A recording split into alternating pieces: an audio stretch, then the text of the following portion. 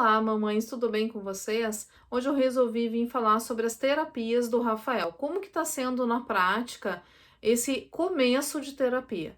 Para quem não sabe, eu sou a Luísa, sou mãe do Rafael, de 2 anos e 8 meses. Ele foi diagnosticado autista esse ano, em fevereiro, e ele passou todo esse tempo sem terapia, e a gente começou, acho que por julho, agosto, a começar algumas terapias com ele.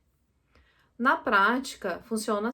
Tu vai no consultório de alguma clínica ou de um psicólogo formado em análise do comportamento, em aba.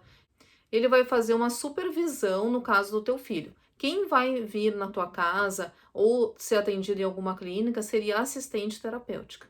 Eu até fiz um curso da Maíra Gaiato de assistente terapêutica, eu fiz também na análise do comportamento, na aba, mas eu não sou perita no assunto, né? Eu não sei muita coisa. Eu sei o que eu estudo, né? Os livros, tudo. Então eu vou falar um pouquinho do meu conhecimento e mais na prática. Então ele fez um monte de questionário para nós, né? Para nossa família, e depois ele fez avaliações do Rafael. Ele conseguiu juntar várias informações para a gente começar o tratamento dele, para saber onde é que ele tá e para onde que ele vai.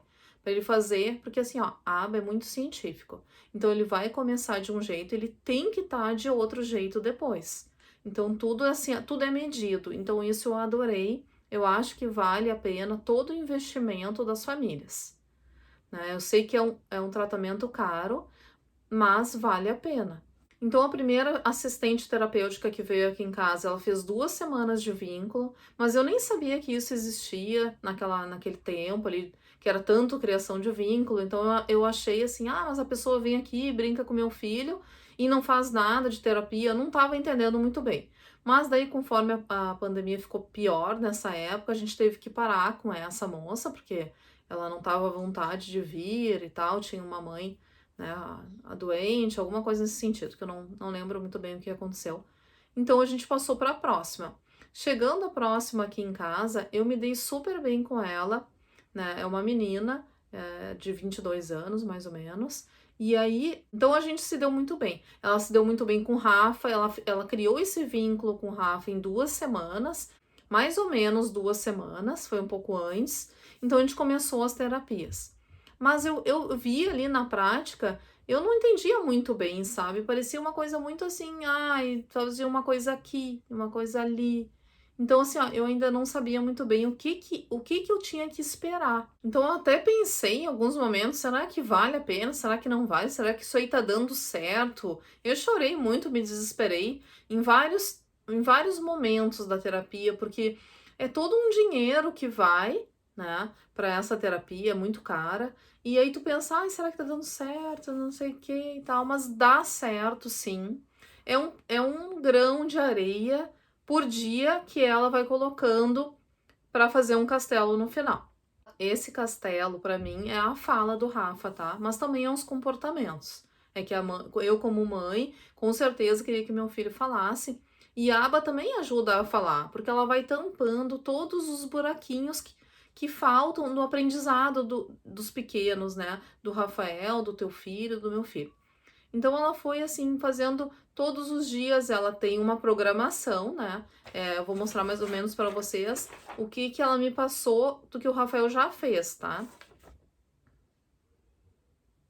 É mais ou menos, ela tem uma folha assim, onde ela vai marcando tudo que o Rafael tá fazendo na sessão. Se ele fez com ajuda, se ele não fez com ajuda, se ela teve que dar um apoio, um suporte, ela vai anotando tudo, né? Também, na verdade, o assistente terapêutico ele também tá aprendendo, porque geralmente eles pegam pessoas que vão se formar, que estão nesse processo, né?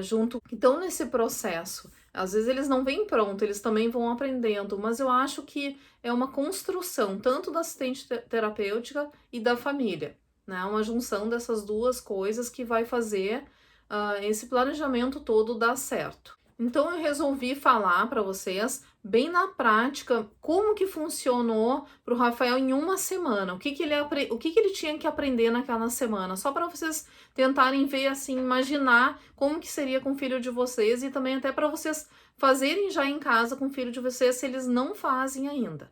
Eu vou ler, né, essa folhinha aqui. Primeiro lugar, o quebra-cabeça, tá? Ele vai ter que fazer. O meu filho tem 2 anos e 8 meses, ele tem que fazer um quebra-cabeça de 3 peças, de 2 peças, de 3 peças, e pode fazer de mais peças, tu que vai ter que ensinar. Então ela foi ensinando, botando uma peça, e aí depois fazia o Rafael, né, botar outra peça, mas com muita alegria, sempre dando um reforço, né? Tu tem que achar o reforço, em primeiro lugar, do teu filho, que é uma coisa que ele goste muito, né? Gosto muito, ele até o celular nessa hora ele é válido, mas não como primeira opção da terapeuta, e sim como a última, mas vale também para não perder também tanto tempo da sessão. Então, ela começou a fazer aos poucos uma vez, não sei o que, e no final de 2 semanas, meu filho estava fazendo quebra-cabeça de 3 peças. É claro que se eu botar o quebra-cabeça, ele não vai querer fazer porque não é do interesse dele, mas ele sabe já fazer. Então, isso é um ponto positivo aí para terapeuta. Segundo, ele teria que apontar para as pessoas. Por exemplo, aponta para a mamãe, ele tinha que apontar para mim. Aí tu vai perguntar assim, tá, mas ele sabia apontar? Sim, ele já sabia apontar porque eu ensinei. Mas tudo vai precisar de um novo aprendizado. Então, cada vez que ela dizia aponta para a porta, tinha que fazer o dedinho dele assim, aponta para a janela, aponta para a TV, aponta para isso, aponta para aquilo. Então, esse era a semana, apontar. E ele começou a apontar para a porta, apontar para o fogão, apontar para a geladeira, e todo dia com muita animação, sempre dando reforço. Ele fez, reforça, ele fez, reforça, ele fez, reforça. Realmente a pessoa que é escolhida para fazer isso, ela tem que ser muito feliz, alegre, ou senão que ela tenha esse reforço muito perto dela, que ela faça logo em seguida. Deu 30, no máximo 30 segundos, ela faz o reforço. Na verdade, a criança fez, a pessoa dá o reforço. Qualquer tipo de reforço é válido para a criança aprender. Nessa semana, ele também tinha que pegar e trazer um brinquedo para ela, né? Um brinquedo do interesse dele. Não é fácil um autista gostar tanto de brinquedo, pelo menos aqui em casa não é sempre que acontece. Mas ele gosta muito de uns aviãozinhos, então foi mais fácil para ele entregar, né? Ou querer mostrar, ou querer, né, fazer alguma coisa em relação a isso. Então ele cumpriu, né, essa tarefa dessa semana.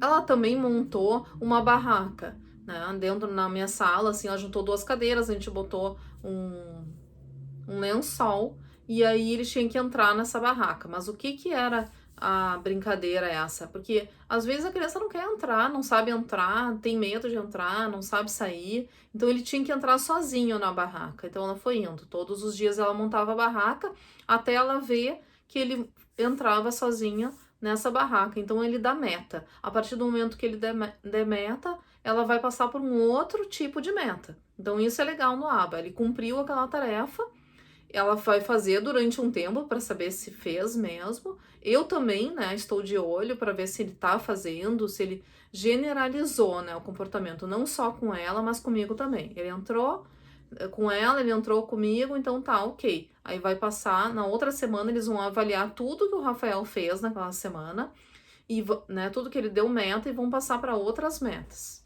Por isso que assim, ó, tu pode fazer um curso da Maíra Gaiato, claro que pode, do Thiago Lopes, ou de qualquer outro curso que tiver, mas tu vai saber fazer esse tipo de coisa na prática?